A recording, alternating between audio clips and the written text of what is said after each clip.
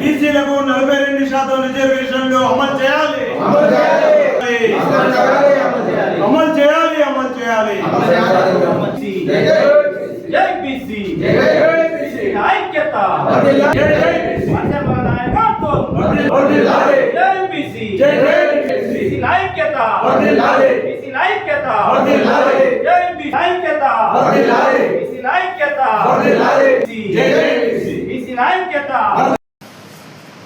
ఈ రాష్ట్రంలో ఈ దేశంలో బీసీ ఉద్యమాన్ని విస్తరించేందుకు ఈ నెల 7న గోవాలో ఓబీసీ 10వ మహాసభలను నిర్వహిస్తూ ఉన్నాం. దానికి సంబంధించిన కరపత్రాలను వాల్ పోస్టర్లను ఈరోజు ఈ రాజన్న సిరిసిల్ల జిల్లాలోని బీసీల ముఖ్య నాయకులతోని ఈరోజు ఆవిష్కరించడం జరిగింది.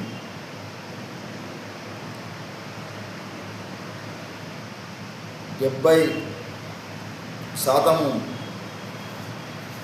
దాదాపు బీసీ ఎస్సీ ఎస్టీలు కలుపుకొని 80% ఈ రాష్ట్రంలో ఈ దేశంలో జనాభా ఉంది. కానీ వాటా మాత్రము ఈ పాలకులు అందులో కల్పిస్తలేరు. కాబట్టి మేమెంతో మాకంత వాటా ఇవ్వాల్సిందే అని చెప్పి ఈ సందర్భంగా మేము డిమాండ్ చేస్తూ ఉన్నాం. ఉత్పత్తి రంగంలో బీసీలే రక్తాన్ని చెమటగా మార్చి కష్టపడి ఈ దేశ సంపదను ఈ రాష్ట్ర సంపదను పెంచుతూ ఉంటే పిడికెడు శాతం లేని వాళ్ళు ఈ శ్రమను సంపదను దోచుకుంటున్నారు. కాబట్టి బీసీలంతా అర్థం చేసుకొని బీసీ ఉద్యమంలో భాగస్వాములు కావాలని ఈ వేదిక ద్వారా మేము పిలుపునిస్తూ ఉన్నాం. గత 3 దశాబ్దాలుగా అనేకమైన పోరాటాల ద్వారా ఉద్యమాల ద్వారా ఈ తెలంగాణ రాష్ట్రంలో బీసీ ఉద్యమాన్ని బలంగా నిర్మించినాం. గతంలో బీసీలను చెప్పుకున్నందుకే బీసీలు జంకిన విషయము అందరూ తెలిసిందే. మా బీసీ సంక్షేమ సంఘం పోరాటాల ఫలితంగా అనేకమైన ఉద్యమాల ఫలితంగా ఇప్పుడు ప్రతి ఒక్క బీసీ నేను బీసీని అనే సగౌరవంగా చెప్పుకునే పరిస్థితిని మేము మా సంఘం ద్వారా మేము తీసుకొచ్చామని చెప్పుకున్నందుకు కూడా మేము కూడా సంతోషపడతా ఉన్నాం. అనేకమైన డిమాండ్లు ఉన్నాయి. దేశవ్యాప్తంగా మా ప్రధానమైన డిమాండ్లు చట్టసభలలో బీసీలకు 50% రిజర్వేషన్లు కల్పించాలని, అదేవిధంగా మహిళా బిల్లులో బీసీ మహిళలకు సబ్కోటా ఇవ్వాలని, బీసీల క్రిమిలేయర్ వలన చాలామంది ఇబ్బంది పడుతున్నారు, ఉద్యోగాలకు అవకాశం కోల్పోతున్నారు. కాబట్టి ఈ బీసీ క్రిమిలేయర్ను ఎత్తివేయాలని, బీసీ ఉద్యోగులకు ప్రమోషన్లో రిజర్వేషన్ లేవు. కాబట్టి బీసీ ఉద్యోగులకు ప్రమోషన్లో రిజర్వేషన్లను కల్పించాలని మేము ఈ ప్రధానమైన డిమాండ్లను రేపు సాధించుకోవాల్సింది. కాబట్టి ఈ డిమాండ్లను కూడా రేపటి మహాసభలో చర్చిస్తామని చెప్పి తెలియజేస్తూ ఈ డిమాండ్లను పరిష్కరించాలి అని చెప్పి కేంద్ర ప్రభుత్వాన్ని ఈ సందర్భంగా మేము డిమాండ్ చేస్తూ ఉన్నాం. ఈ రాష్ట్రంలో 42% రిజర్వేషన్లకు సంబంధించి విద్యా ఉద్యోగ రాజకీయ రంగాలలో మా డిమాండ్ మేరకే ఈ తెలంగాణ రాష్ట్రంలో మేము అనేకమైన ఉద్యమాలు చేసిన సందర్భంగా బీసీ కులగణను అనేకమైన రాజకీయ పార్టీలు తీసుకున్నాయి. అందులో కాంగ్రెస్ పార్టీ కాంగ్రెస్ డిక్లరేషన్ పేరిట 42% రిజర్వేషన్ కల్పిస్తామన్నది. వాళ్ళు పట్టుదలతో ఎంత చేయాలో అంత చేస్తున్నారు. ఇప్పుడు ఆ బిల్లు అనేది గవర్నర్ పంపిస్తే ఆర్డినెన్స్ రాష్ట్రపతికి పంపించారు.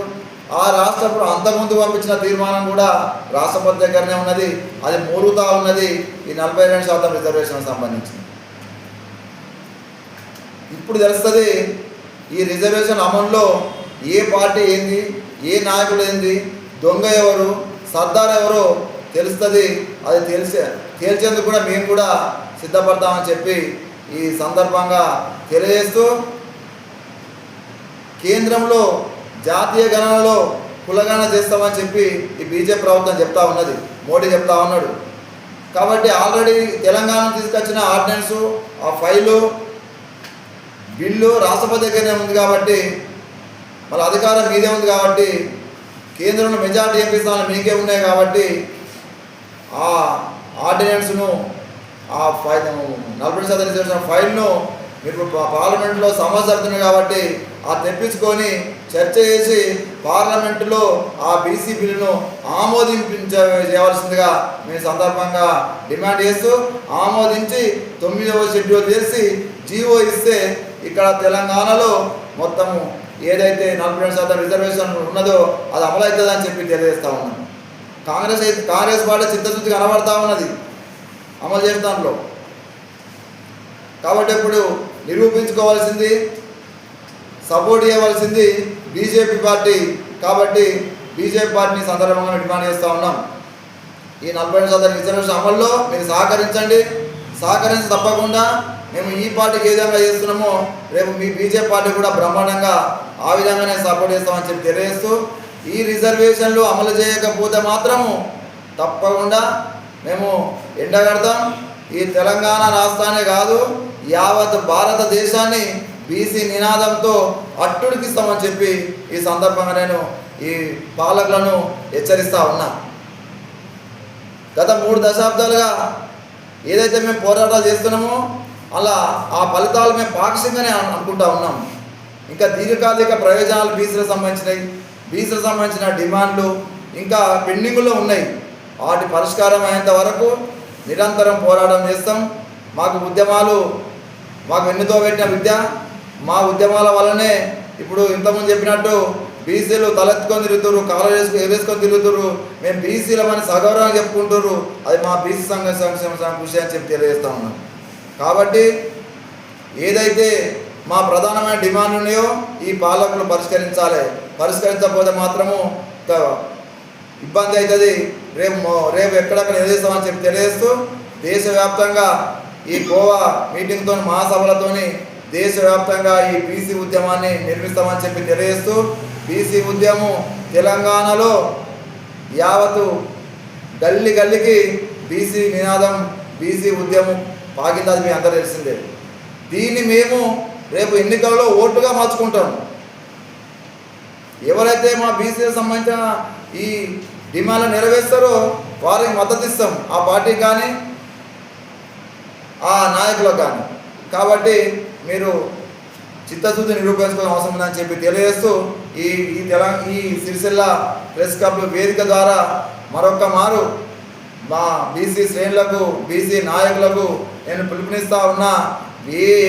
అనేకమైన తెలంగాణ ఉద్యమంలో బీసీలు అగ్రభాగం నిలిచారు, అనేకమైన బాంధాయాలు చేశారు. జిల్లా ఉద్యమాల్లో అనేకమైన ఉద్యమాలలో మన బీసీ నాయకులే పోరాటాలు చేశారు. నక్సలైట్ ఉద్యమాల్లో కూడా పీడిత ప్రజల విముక్తి కొరకు ఈరోజు రాజన్న సిరిసిల్ల జిల్లా బీసీ సంక్షేమ సంఘం ఆధ్వర్యంలో రేపు జరగబోయే చలో గోవా టూర్ను విజయవంతం చేయాలని, మేమెంతో మాకంత వాటా కావాలని, దేశవ్యాప్తంగా బీసీ ఉద్యమాన్ని నిర్మిద్దామని బీసీ రిజర్వేషన్ల ఆరాధ్యులు దైవమైనటువంటి జాదుల శ్రీనివాస్ గౌడ్, అదేవిధంగా అఖిల భారత జాతీయ ఓబీసీ 10వ మహాసభలు గోవాలో జరుగుతున్నటువంటి కార్యక్రమానికి అత్యధిక బీసీ ఉద్యమ నాయకులు అందరూ తరలి వచ్చి విజయవంతం చేయగలరని కోరుతున్నాం. బీసీ సోదరులందరికీ పేరున ఉద్యమ నమస్కారాలు. మరి ఈ నెల 7వ తేదీన గోవాలో జరిగే బీసీ గర్జనను విజయవంతం చేయాలి. మరి ఈ రాష్ట్రంలో ఉన్న కాంగ్రెస్ ప్రభుత్వము 42% రిజర్వేషన్లు ఈ స్థానిక సంస్థల ఎన్నికల్లో అమలు చేస్తామని ప్రకటించడం జరిగింది. అదేవిధంగా బీజేపీ పార్టీ కానీ బీఆర్ఎస్ పార్టీ కానీ వాళ్ళు కూడా అమలు చేస్తామని ప్రకటించాలి. ప్రకటించే ఎన్నికలలోకి రావాలి. మరి బీసీలకు 42% రిజర్వేషన్ ఎవరైతే అమలు చేస్తారో వాళ్ళకే మా బీసీ సంక్షేమ సంఘం తరపున బీసీలందరూ రాష్ట్ర వ్యాప్తంగా దేశవ్యాప్తంగా మరి మద్దతు ఉంటుంది కాబట్టి మరి కేంద్ర ప్రభుత్వము వెంటనే 42% రిజర్వేషన్ను వెంటనే అమలు చేయాలని చెప్పి డిమాండ్ చేస్తున్నాం. ఆ కేంద్ర ప్రభుత్వం తెలుసుకునే విధంగా మరి గోవాలో ఆ కార్యక్రమం ఉంటుంది కాబట్టి ఆ కార్యక్రమాన్ని బీసీ బిడ్డలందరూ ముక్తఖండంతో తరలి వచ్చి విజయవంతం చేయాలని చెప్పి కోరుకుంటూ సెలవు తీసుకుంటున్నాం.